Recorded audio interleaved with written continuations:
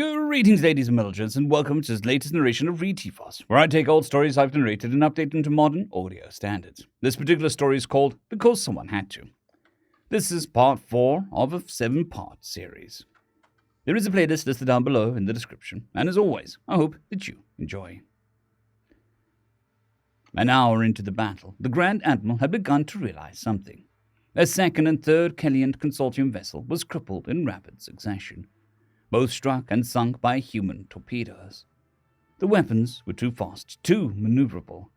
Alone, they would not have been such an issue, but they were also too small, too hard to detect and track, and there were so many of them seated along the axis of his fleet's advance.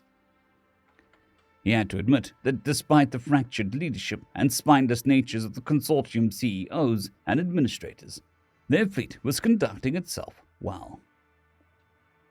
Far better than the Shaldanta, whose last 3 vessels were trying to outrun the 4 human warships that had pursued them. That the Shaldanta had drawn first blood was a moot point. The Kellian fleet had regrouped, perhaps relying upon strength in numbers as it circled about, trying to bring the 4 enemy warships, hounding them to grips. 17 warships against 4 should have made for a quick, viciously one-sided battle. But those torpedoes... 17 became 15 before 2 fleets met again, and those 2 formations passed each other. The Kellian ships had suddenly splintered again. Some broke off formation, others purposely used their own allies as shields, or made disastrous course corrections that forced their brethren upon the human guns. 15 became 12. While the 4 human warships flashed through their ranks disgustingly unscathed, their ships flashed fitfully from the few Kellian Consortium weapons that found their marks. Only one of the 4 remaining destroyers seemed to sustain any serious damage. Breaking away from its companions to make its way back behind the main human fleet. And then those tiny manned crafts that the humans had deployed took their own toll as they followed the human warships through the formation. Detonations. Dozens of high-yield warheads lit the darkness of space with the terrifyingly beautiful orbs of zero-gravity nuclear detonations. The spines of 2 more Kellian warships were broken. Another was shattered from a series of internal detonations. It tore asunder. The aft sections, its engines still powered, leapt ahead on erratic course and into a path of 2 more Kellian ships, which had been jockeying each other as if to force one or the other to be destroyed by the humans. Both ships panicked to avoid the rapidly accelerating engine sections, causing them to collide. In one pass, half of the Kellian Consortium fleet was destroyed or disabled. An hour into the battle, the punitive fleet had lost 20 ships, and the humans only 2, with 2 more damaged enough to quit the battle. At least that's what the intermittent communications were telling him. Sensors were telling him that the Kellian Consortium was still engaged with the human ships. The communications from the Kellian and Shaldanta were conflicting and awkward. Reports arrived out of order or not at all, and the automated systems kept trying to tell him something different. But one thing that was disturbingly clear was how easily the behemoth warships at the lead of the human formation had plowed through the long-range fire of his entire fleet, how it continued to approach undeterred. The Grand Admiral spared a brief glance at the Counselor, only to conclude that he too was beginning to come to that realization. The Admiral studied the display and glanced at Athena's image before jerking a chin towards 2 of the enemy fleet formations. Tell Lurky to focus on the Warilla fleet. They're not panicking, and I don't feel like closing on them. Intelligence says they think too much like us. The Warilla were a feline-like predator-evolved race. Their fleet had tightened its formation despite whatever havoc Loki had been wreaking upon their sensors and communication systems. They were disciplined, organized, and clearly capable of independent thought, and knew the importance of drill, judging by how well they maintained order. They were dropped back, moving to join formations with the lone Azeliant hive ship, a massive craft that was a disturbing mix of organic and mechanical engineering. They were an insectoid species reported to operate with a hive mind, little better than cheap labor and disposable troops in the Council's eyes. They would surely have much to gain from a successful campaign against a young upstart race like humanity. and asked Convoom to focus his efforts on keeping the Warilla from reaching the hive ship. I want to keep that behemoth out of the fight as long as possible. It's possible they'll surrender if we break up the rest of the Council fleet before they get here. The massive semi-organic craft would be home to thousands of non-combatant families and workers, as much as a Xenian bioform could be considered non-combatant. They all lived for the betterment of the hive strain, but they also are capable of independent thought. They were fighting a war of ideals, and killing civilians would not help the human cause. 5 minutes to primary engagement range, ma'am, one of the Admiral's staffs piped up. And she simply nodded as Athena turned her attention to communicating with Loki and Convoom. Order 1st and 2nd destroyer groups to break contact and fall back to holding patterns. Carrier group is to hold fast. All other subformations are to assemble on the Georgios Averof and advance to contact. All fighter wings advanced in support of their assigned ships. The Counselor glared at the Grand Admiral's back before turning his attention back to the displays.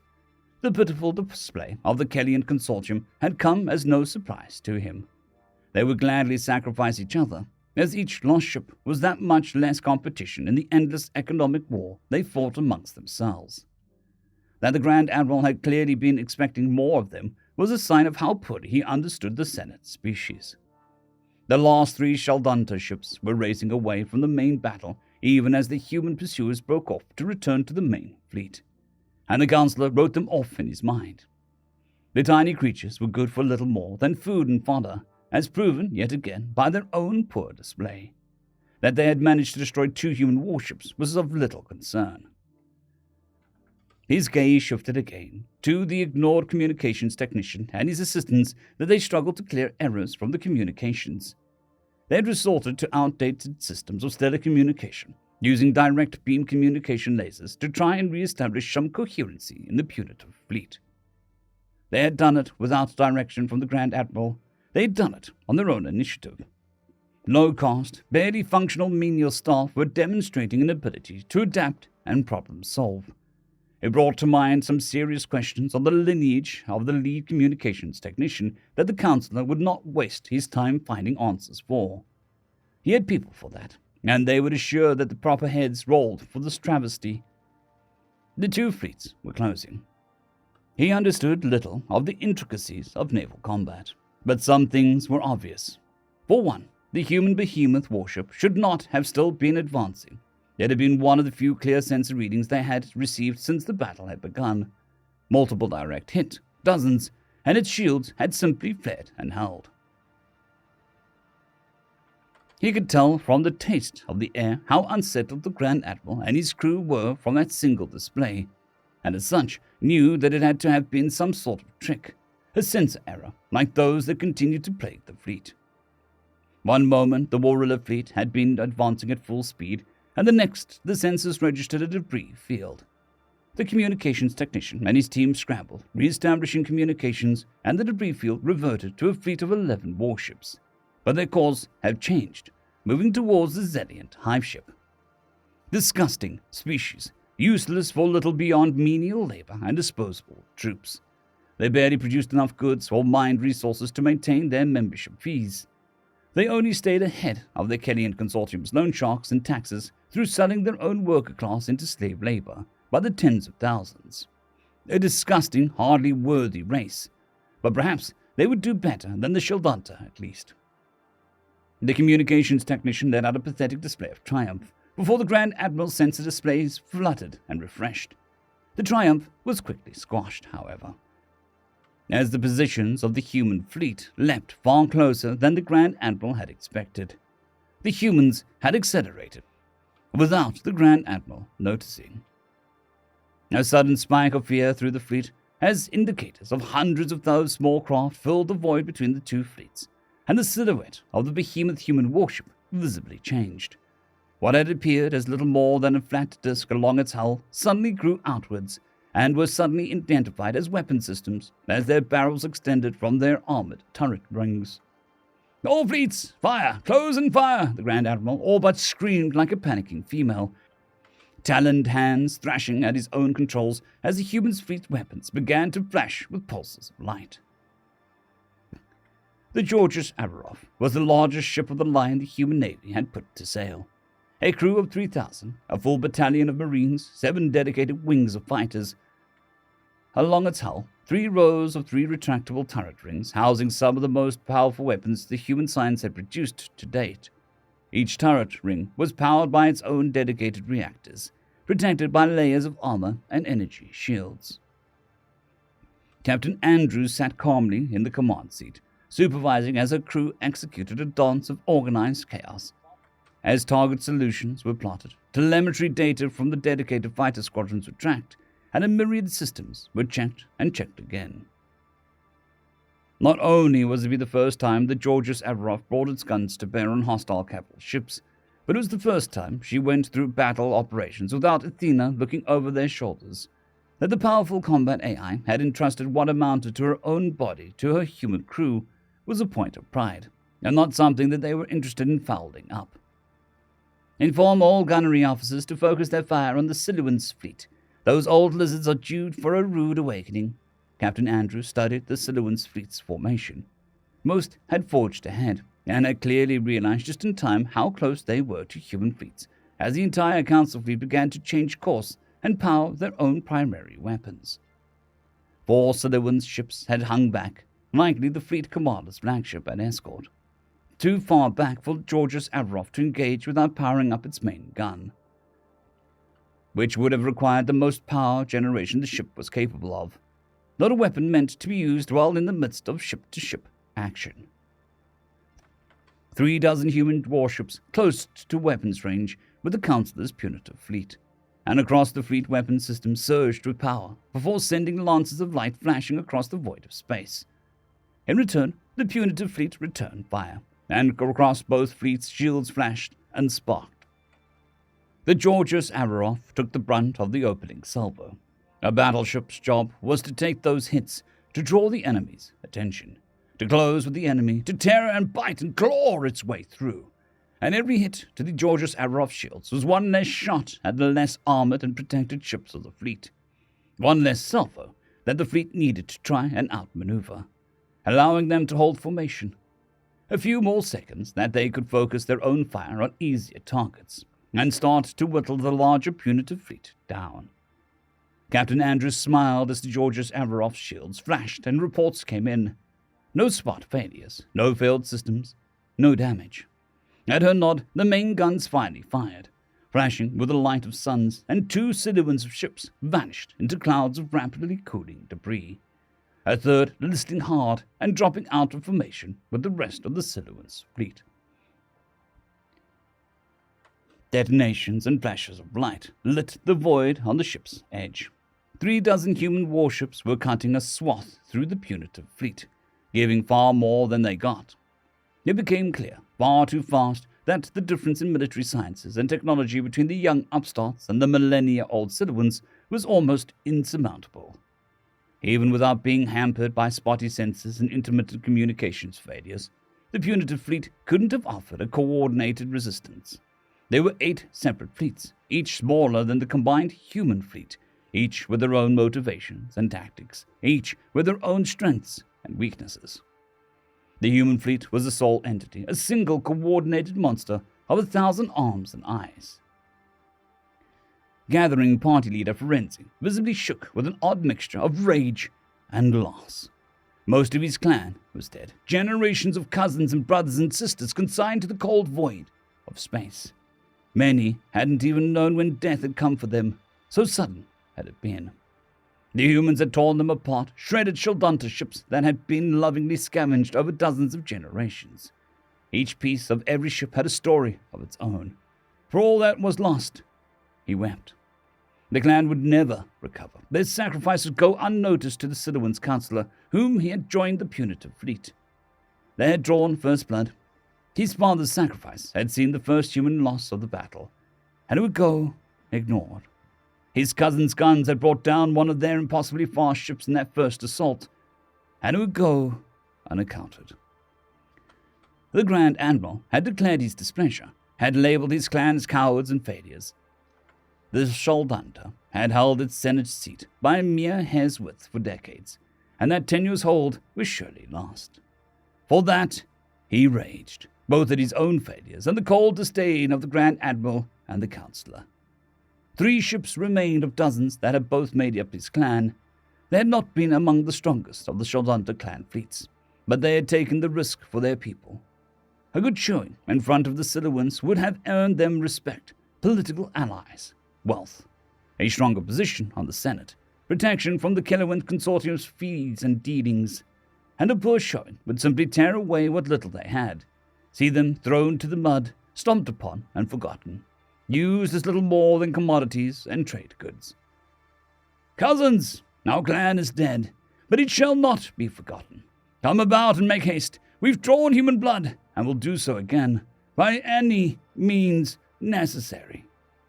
They might fail. The Councillor likely wouldn't even notice their pending sacrifice, but at least he and his own would know the results of their evident failure, and what would come of the Shaldanta in the wake of the death of his clan. 3 ramshackle Shaldanta scavenge ships changed course, returning to the fray as the human and council-led fleets exchanged blows. Death was certain, but it was better than what they would face when the war was over.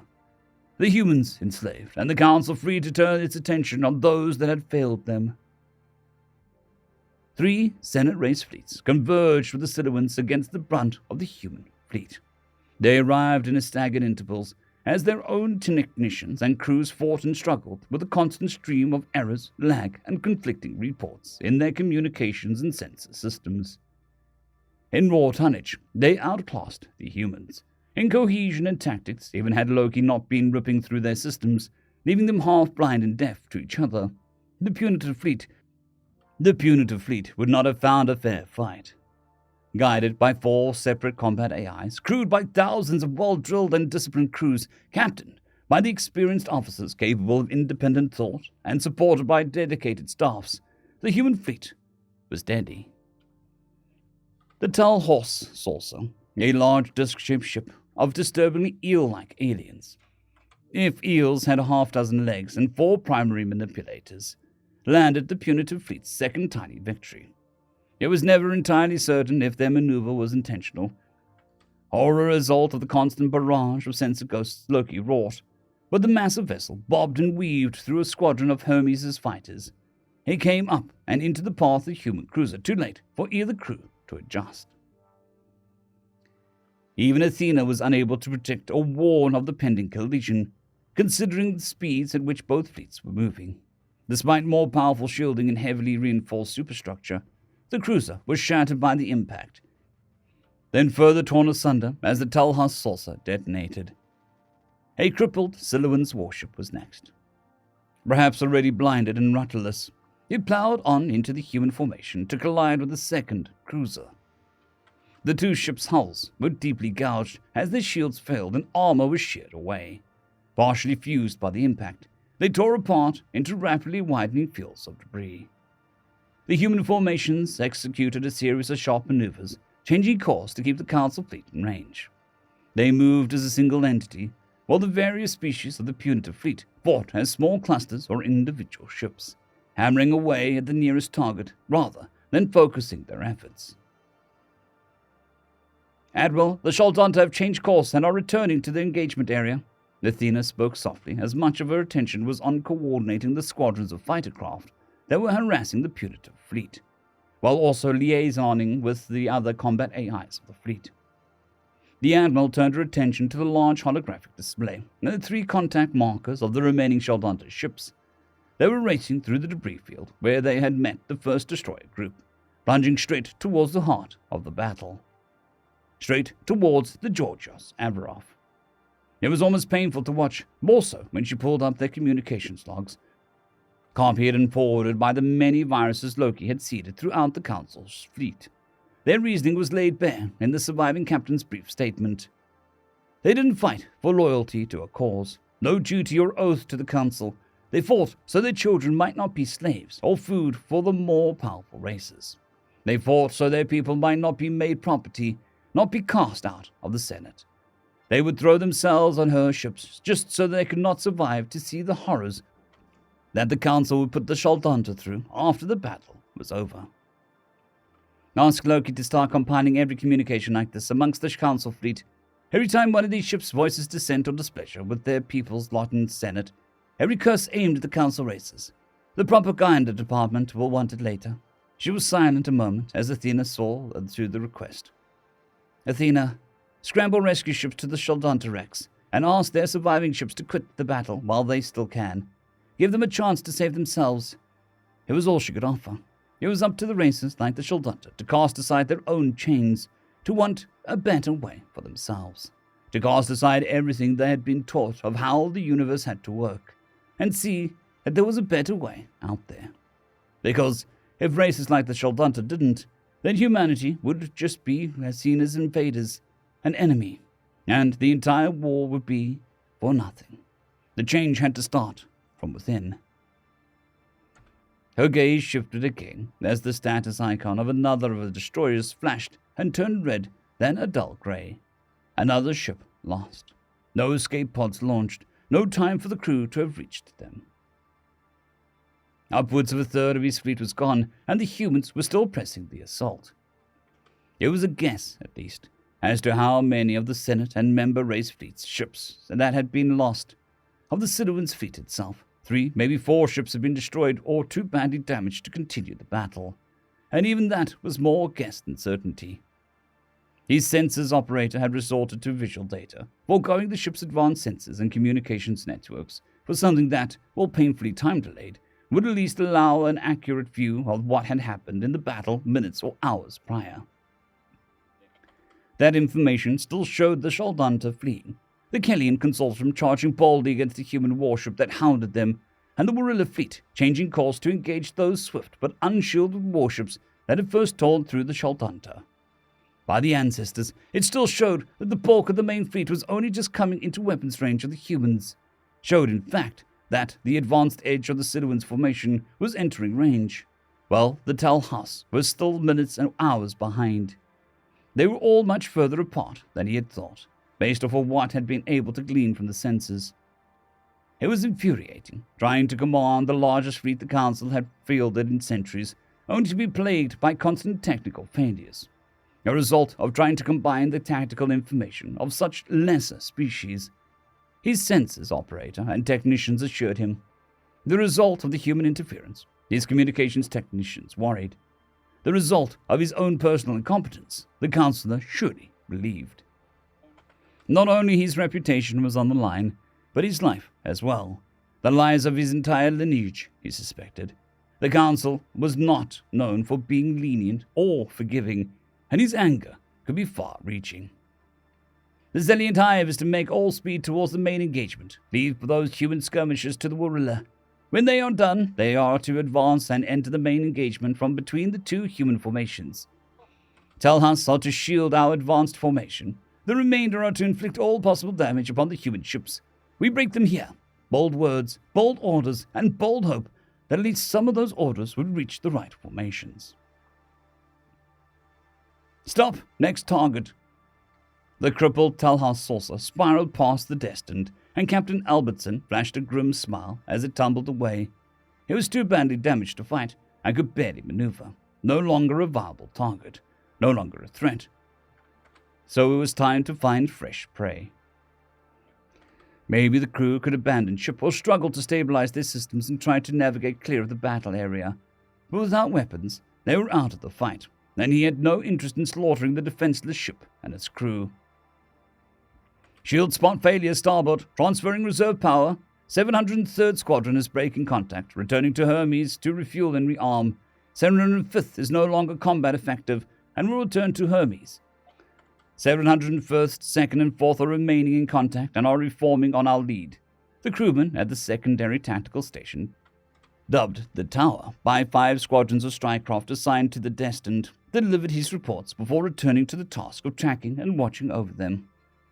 "Target locked. The Founder just did a run along the Siluan's vessel, then chased it into our heading. Engines and primary weapons are down. Permission to engage." Primary Tactical, in charge of weapons and targeting, already knew what the answer for the fire order request would be. "Fire at will, Tactical. Nav, bring us up alongside." A nod from navigation station. and the Destined leapt ahead to gain on the staggered Siluan's warship. The main guns flashed once, twice, and the far older alien warship's shields flashed and shattered. A pair of ragged gouges burned into his armored hull. "Telhas on collision course, starboard low," sensors piped up suddenly, and navigation responded quickly.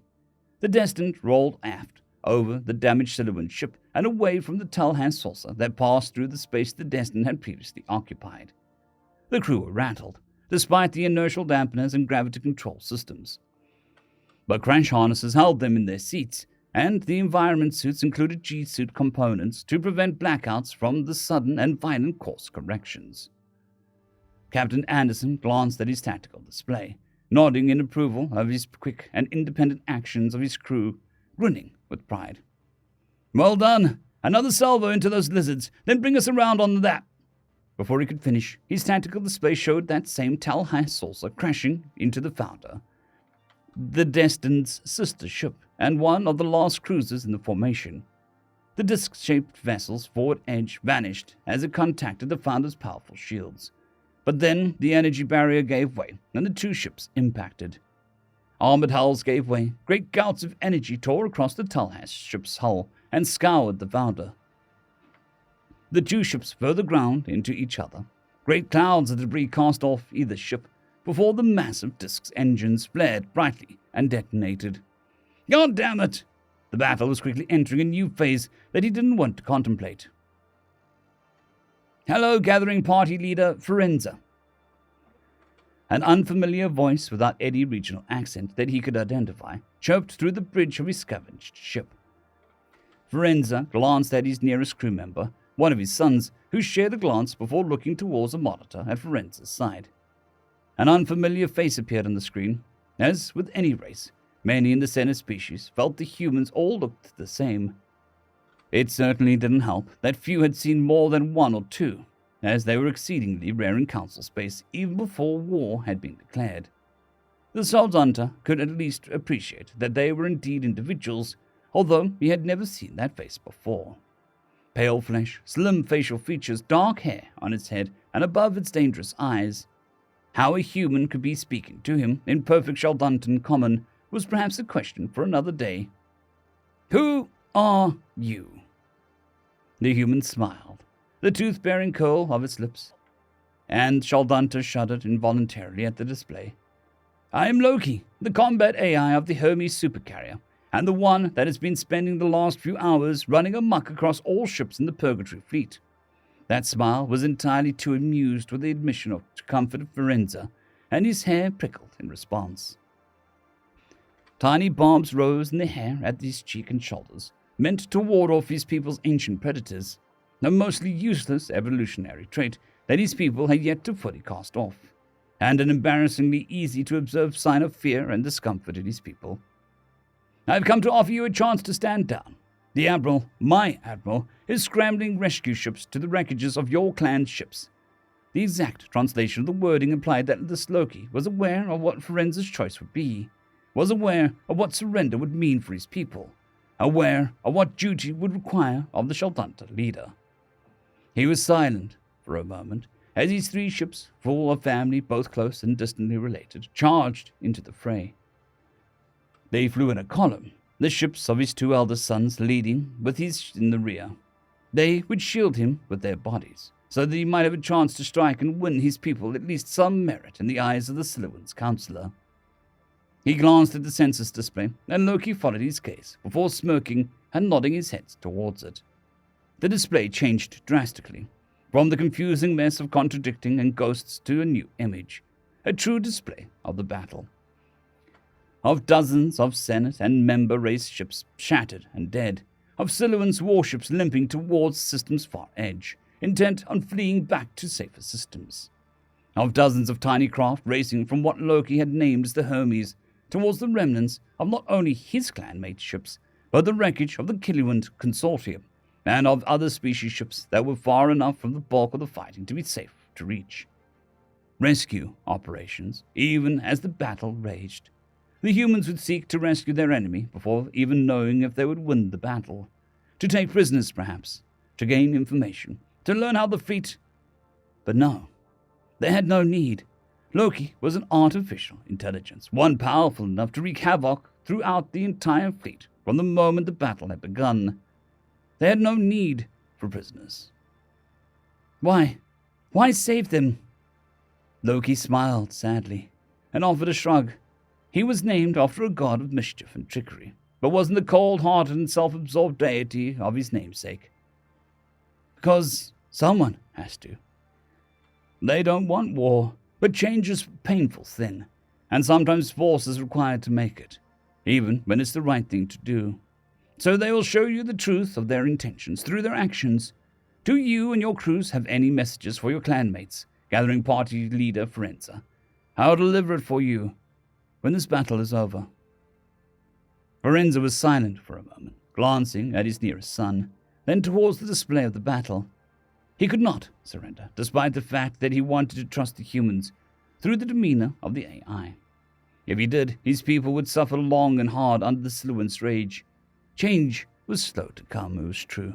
Slower still when generation after generation of 100 races had been taught time and again that the way of things was simply the way they had to be, that there could be no better way, that the only chance for anything better was over the corpses of those you cheated and killed to best.